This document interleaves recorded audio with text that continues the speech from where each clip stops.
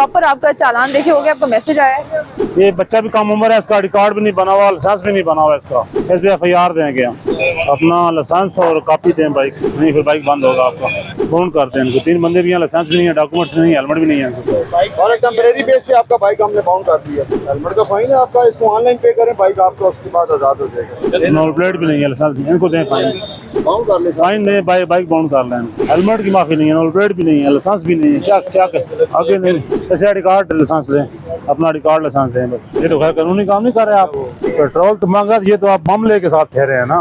चलो FIR दे रहे हैं आप, सिर्फ लाइसेंस का फाइन दें इनको, बाकी हर चीज ओके है। हेलमेट भूल गए, ID कार्ड बना नहीं है, लाइसेंस बना नहीं है, कॉपी भूल गए आप, हेलमेट भी नहीं पहना इन्होंने, कॉपी भी घर रख के आ गए हैं, फाइन देंगे इनको। उतारेंगे नहीं, आप FIR देंगे आप।